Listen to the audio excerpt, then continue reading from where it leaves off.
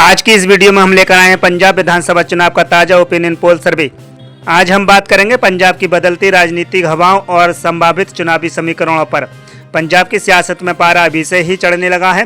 साल 2027 के विधानसभा चुनाव के लिए अभी समय है, लेकिन क्या राज्य का मिजाज अभी से साफ हो रहा है?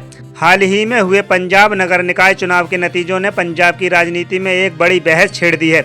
हालिया नगर निकाय चुनावों में आम आदमी पार्टी ने जबरदस्त प्रदर्शन करते हुए एक बड़ी बढ़त हासिल की है। विशेषज्ञों का मानना है कि सत्ता विरोधी लहर की चर्चाओं के बीच भगवंत मान सरकार ने जमीनी स्तर पर अपनी पकड़ को मजबूत बनाए रखा है। दूसरी ओर मुख्य विपक्षी दल कांग्रेस और भाजपा भी अपनी रणनीतियों को धार दे रहे हैं। जहां एक तरफ भाजपा ने अपने दिग्गज नेता रवनीत सिंह बिट्टू को पंजाब की सक्रिय राजनीति में वापस उतारने का बड़ा दांव खेला है, तो वहीं कांग्रेस अपनी खोई हुई जमीन वापस पाने के लिए संगठन में बदलाव की तैयारी कर रही है। तो आइए जानते हैं पंजाब राज्य में 2027 के विधानसभा चुनाव में किस पार्टी की बनेगी सरकार और कौन बनेगा पंजाब राज्य का अगला मुख्यमंत्री। ओपिनियन पोल से पहले हम आपको बता दें कि पंजाब राज्य में विधानसभा की कुल 117 सीटें हैं और बहुमत का जो आंकड़ा है वह 59 सीटों का है। यानी कि पंजाब राज्य में किसी भी पार्टी को अपनी सरकार बनाने के लिए कम से कम 59 सीटों पर जीत हासिल करने की आवश्यकता होती है। तो आइए जानते हैं जिलेवार किस पार्टी को किस जिले से कितनी सीटों पर बढ़त मिलने का अनुमान है। तो सबसे पहले जिले की बात करें तो पंजाब राज्य का सबसे पहला जिला आता है गुरदासपुर। गुरदासपुर जिले में विधानसभा की 7 सीटें आती हैं। इन 7 सीटों के रुझान देखें तो यहाँ पर भारतीय जनता पार्टी यानी कि बीजेपी पार्टी को 0 सीटों की बढ़त मिलने का अनुमान है, तो वहीं कांग्रेस पार्टी के खाते में 5 सीटें जाने का अनुमान है।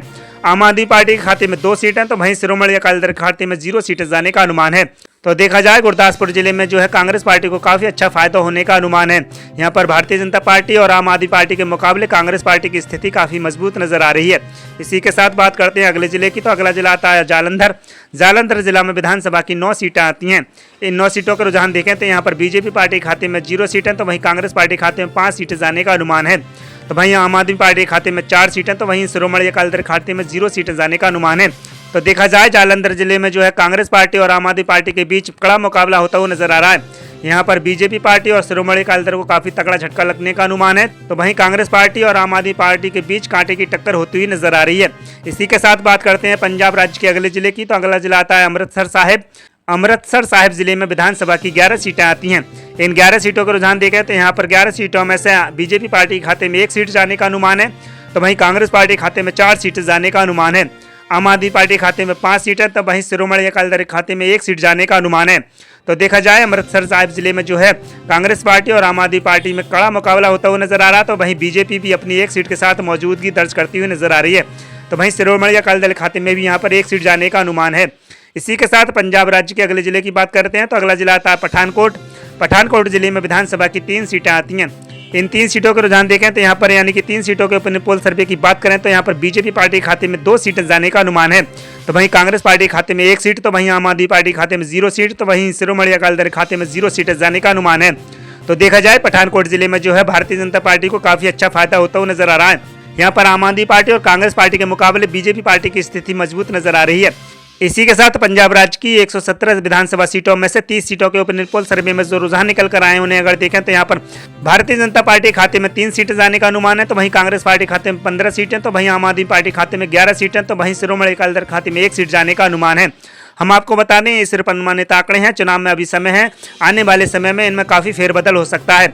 और आप भी अपनी राय कमेंट बॉक्स में जरूर बताएं कि पंजाब राज्य विधानसभा चुनाव 2027 में किस पार्टी की बन सकती है सरकार। अपनी राय कमेंट बॉक्स में जरूर बताएं। तो इसी के साथ बात करते हैं अगले जिले की, तो अगला जिला आता है पटियाला। पटियाला में विधानसभा की 8 सीटें आती हैं। इन 8 सीटों के रुझान देखें तो यहाँ पर 8 सीटों में से भारतीय जनता पार्टी खाते में 2 सीटें, तो वहीं कांग्रेस पार्टी खाते में 3 सीट, आम आदमी पार्टी खाते में 3 सीटें और शिरोमणि अकाली दल खाते में 0 सीटें जाने का अनुमान है। तो देखा जाए पटियाला में जो है त्रिकोणीय मुकाबला होता हुआ नजर आ रहा है। यहाँ पर बीजेपी पार्टी, कांग्रेस और आम आदमी पार्टी के बीच त्रिकोणीय मुकाबला होने का अनुमान है। इसी के साथ बात करते हैं अगले जिले की, तो अगला जिला आता है होशियारपुर। होशियारपुर जिले में विधानसभा की 7 सीटें आती हैं। इन 7 सीटों का रुझान देखें तो यहाँ पर 7 सीटों में से भारतीय जनता पार्टी यानी कि बीजेपी पार्टी खाते में 1 सीट जाने का अनुमान है, तो वहीं कांग्रेस पार्टी खाते में 3 सीटें जाने का अनुमान है। तो वहीं बात करें यहाँ पर अरविंद केजरीवाल की आम आदमी पार्टी की, तो यहाँ पर आम आदमी पार्टी खाते में 3 सीटें जाने का अनुमान है, तो वहीं शिरोमणि अकाली दल खाते में यहाँ पर 0 सीटें जाती हुई नजर आ रही हैं। तो देखा जाए होशियारपुर जिले में जो है आम आदमी पार्टी और कांग्रेस के बीच बराबरी का मुकाबला होता हुआ नजर आ रहा है, तो वहीं भारतीय जनता पार्टी भी 1 सीट के साथ अपनी मौजूदगी दर्ज करती हुई नजर आ रही है। इसी के साथ पंजाब राज्य की 117 सीटों में से 45 सीटों के ओपिनियन पोल सर्वे में जो रुझान निकल कर आए उन्हें अगर देखें तो यहाँ पर भाजपा के खाते में 6 सीटें, तो वहीं कांग्रेस पार्टी खाते में 21 सीटें, तो वहीं आम आदमी पार्टी खाते में 17 सीटें जाने का अनुमान है। तो वहीं शिरोमणि अकाली दल खाते में 1 सीट जाती हुई नजर आ रही है। इसी के साथ बात करते हैं अगले जिले की, तो अगला जिला आता है लुधियाना। लुधियाना में विधानसभा की 14 सीटें आती हैं। इन 14 सीटों का रुझान देखें तो यहाँ पर 14 सीटों में से भारतीय जनता पार्टी खाते में 2 सीटें जाने का अनुमान है, तो वहीं कांग्रेस पार्टी खाते में 5 सीटें जाने का अनुमान है। तो वहीं आम आदमी पार्टी खाते में 5 सीटें, तो वहीं शिरोमणि अकाली दल खाते में भी 2 सीटें जाने का अनुमान है। तो देखा जाए लुधियाना में जो है आम आदमी पार्टी और कांग्रेस के बीच बराबरी का मुकाबला होता हुआ नजर आ रहा, तो वहीं शिरोमणि अकाली दल भी अपनी 2 सीटों के साथ मौजूदगी दर्ज करती हुई नजर आ रही है। तो वहीं भारतीय जनता पार्टी की अगर बात करें तो यहाँ पर लुधियाना में 14 सीटों में से भारतीय जनता पार्टी खाते में भी 2 सीटें जाने का अनुमान है। इसी के साथ बात करते हैं अगले जिले की, तो अगला जिला आता है कपूरथला। कपूरथला जिला में विधानसभा की 4 सीटें आती हैं। इन 4 सीटों का रुझान देखें तो यहाँ पर 4 सीटों में से भारतीय जनता पार्टी खाते में 2 सीटें, तो वहीं कांग्रेस पार्टी खाते में भी 2 सीटें जाने का अनुमान है। तो वहीं आम आदमी पार्टी खाते में 0 सीटें, तो वहीं शिरोमणि अकाली दल खाते में 0 सीटें जाने का अनुमान है। तो देखा जाए कपूरथला जिले में जो है बीजेपी पार्टी और कांग्रेस के बीच बराबरी का मुकाबला होता हुआ नजर आ रहा है। यहाँ पर आम आदमी पार्टी को काफी तगड़ा झटका लगता हुआ नजर आ रहा है। इसी के साथ बात करते हैं संगरूर जिला की, तो संगरूर जिले में विधानसभा की 5 सीटें आती हैं। इन 5 सीटों के ओपिनियन पोल सर्वे को देखें तो यहाँ पर भारतीय जनता पार्टी खाते में 0 सीटें जाने का अनुमान है, तो वहीं कांग्रेस पार्टी खाते में 3 सीटें जाने का अनुमान है। तो वहीं बात करें यहाँ पर आम आदमी पार्टी की, तो यहाँ पर आम आदमी पार्टी खाते में 2 सीटें जाने का अनुमान है, तो वहीं शिरोमणि अकाली दल खाते में 0 सीटें जाने का अनुमान है। तो देखा जाए संगरूर जिले में जो है कांग्रेस पार्टी की स्थिति काफी मजबूत नजर आ रही है। यहाँ पर भारतीय जनता पार्टी और आम आदमी पार्टी के मुकाबले कांग्रेस को काफी अच्छा फायदा होने का अनुमान है। इसी के साथ बात करते हैं अगले जिले की, तो अगला जिला आता है फतेहगढ़ साहिब। फतेहगढ़ साहिब जिले में विधानसभा की 3 सीटें आती हैं। इन 3 सीटों का रुझान देखें तो यहाँ पर भारतीय जनता पार्टी खाते में 0 सीटें जाने का अनुमान है, तो वहीं कांग्रेस पार्टी खाते में 1 सीट जाने का अनुमान है। आम आदमी पार्टी खाते में 2 सीटें, तो वहीं शिरोमणि अकाली दल खाते में 0 सीटें जाने का अनुमान है। तो देखा जाए फतेहगढ़ साहिब जिले में जो है आम आदमी पार्टी की स्थिति काफी मजबूत नजर आ रही है। यहाँ पर बीजेपी पार्टी और कांग्रेस पार्टी के मुकाबले आम आदमी पार्टी को काफी अच्छा फायदा होता हुआ नजर आ रहा है। इसके अलावा अगले जिले की बात करें तो अगला जिला आता है पंजाब का तरन तारण साहिब। तरन तारण साहिब जिले में विधानसभा की 4 सीटें आती हैं। इन 4 सीटों के ओपिनियन पोल सर्वे को देखें तो यहाँ पर बीजेपी पार्टी खाते में 0 सीटें जाने का अनुमान है, तो वहीं कांग्रेस पार्टी खाते में भी 0 सीटें जाने का अनुमान है। तो वहीं आम आदमी पार्टी खाते में 4 सीटें जाने का अनुमान है, तो वहीं शिरोमणि अकाली दल खाते में 0 सीटें जाने का अनुमान है। तो देखा जाए तरन तारण साहिब जिले में जो है आम आदमी पार्टी की स्थिति काफी मजबूत नजर आ रही है।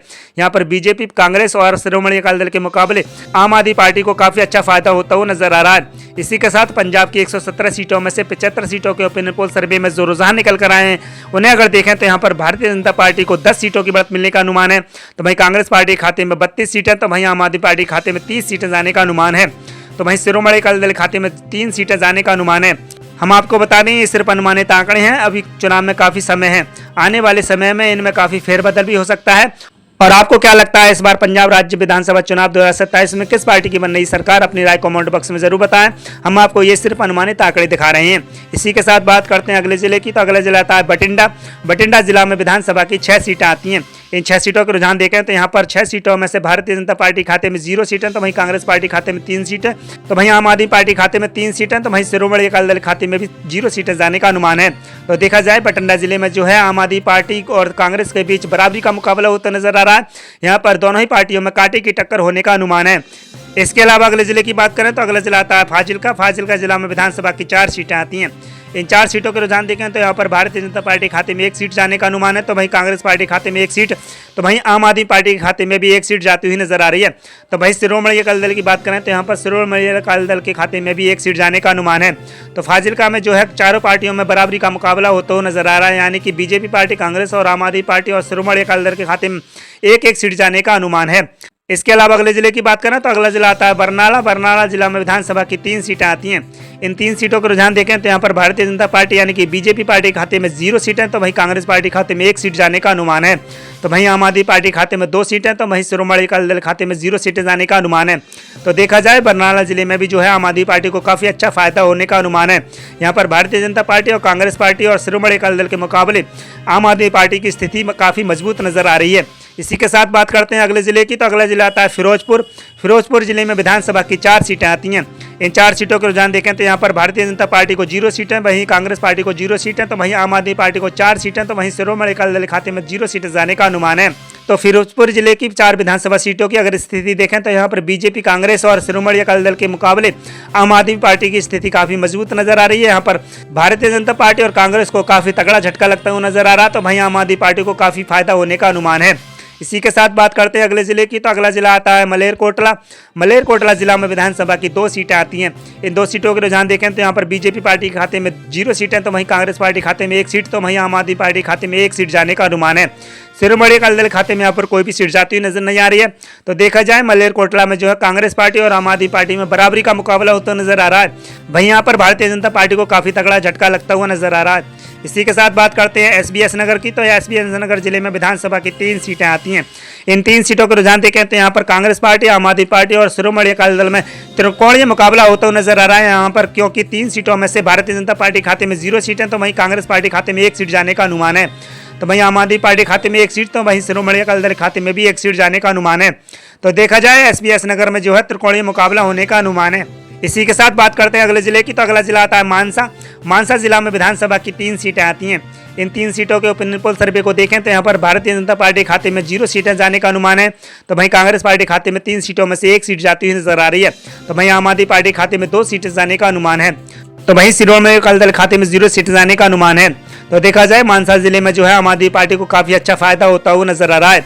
इसी के साथ बात करते हैं अगले जिले की, तो अगला जिला आता है श्री मुक्तेश्वर साहिब। श्री मुक्तेश्वर साहिब जिले में विधानसभा की 4 सीटें आती हैं।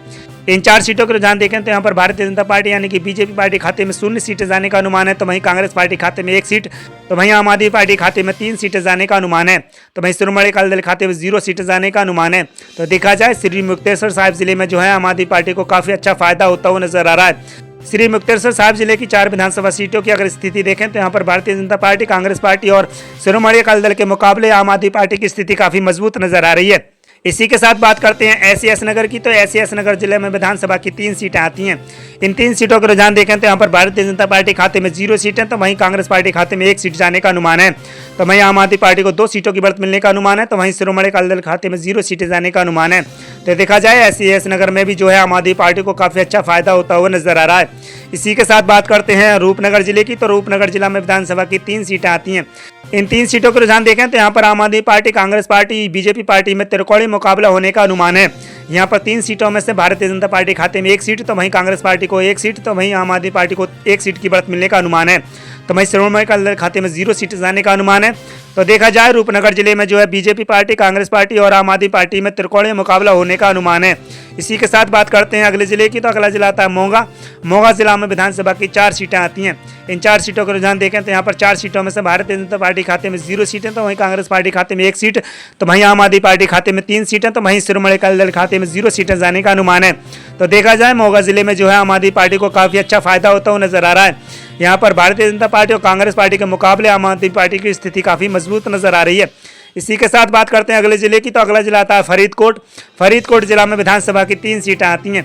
इन 3 सीटों के रुझान देखें तो यहाँ पर भारतीय जनता पार्टी खाते में 1 सीट, तो वहीं कांग्रेस पार्टी खाते में 2 सीटें जाने का अनुमान है, तो वहीं आम आदमी पार्टी खाते में 0 सीटें, तो वहीं श्रोमणी अकाली दल खाते में 0 सीटें जाने का अनुमान है। तो देखा जाए फरीदकोट जिले में जो है कांग्रेस पार्टी को काफी अच्छा फायदा होता हुआ नजर आ रहा है। यहाँ पर आम आदमी पार्टी को काफी तगड़ा झटका लगने का अनुमान है। इसी के साथ पंजाब राज्य की 117 विधानसभा सीटों के ओपिनियन पोल सर्वे में जो रुझान निकल कर आए उन्हें अगर देखें तो यहाँ पर भारतीय जनता पार्टी को 13 सीटों की बढ़त मिलने का अनुमान है, तो वहीं कांग्रेस पार्टी को 46 सीटों की बढ़त मिलने का अनुमान है, तो वहीं आम आदमी पार्टी के खाते में 53 सीटें जाने का अनुमान है, तो वहीं श्रोमणी अकाली दल खाते में 5 सीटें जाने का अनुमान है। हम आपको बता दें सिर्फ अनुमानित आंकड़े हैं। चुनाव होने के बाद जो रिजल्ट आएंगे उनसे हमारे अनुमानित आंकड़े भिन्न भी हो सकते हैं, क्योंकि चुनाव में अभी काफी समय है और आने वाले समय में इनमें काफी फेरबदल हो सकता है। तो पंजाब के इस ओपिनियन पोल ने साफ कर दिया है कि सूबे की सियासत में इस बार कोई एक तरफा लहर नहीं है, मुकाबला कड़ा है और कांटे का है। तो आंकड़ों की गणित को समझें तो आम आदमी पार्टी सबसे बड़ी पार्टी बनकर उभर रही है, लेकिन वो बहुमत के जादुई आंकड़े के बेहद करीब आकर अटकती हुई दिख रही है। यानी कि पंजाब में इस बार मुकाबला कांटे की टक्कर का होने वाला है। आंकड़ों से साफ है कि पंजाब की सियासत की हवा इस समय बेहद गर्म है। आम आदमी पार्टी के सामने अपनी बादशाहत बचाए रखने की चुनौती है, तो विपक्ष के लिए यह साख की लड़ाई है। हालांकि ये सिर्फ एक ओपिनियन पोल है, असली फैसला तो चुनाव होने के बाद ही पता चलेगा कि पंजाब राज्य में इस बार किस पार्टी की बनेगी सरकार और कौन बनेगा पंजाब राज्य का अगला मुख्यमंत्री। और आप भी अपनी राय कमेंट बॉक्स में दे सकते हैं कि इस बार विधानसभा चुनाव 2027 में पंजाब राज्य में किस पार्टी की बन रही है सरकार और कौन बन रहा है पंजाब राज्य का अगला मुख्यमंत्री। इसी के साथ हमारी वीडियो को लाइक करें और अपने दोस्तों में ज़्यादा से ज़्यादा शेयर करें और कमेंट बॉक्स में जरूर बताएं कि आप हमारी खबर को किस जिले, शहर और गांव से देख रहे हैं और आपको क्या लगता है पंजाब राज्य में इस बार किस पार्टी की बनेगी सरकार। अपनी राय कमेंट बॉक्स में जरूर बताएं। चुनाव की हर छोटी बड़ी खबर और सबसे सटीक कवरेज के लिए बने रहिए हमारे साथ।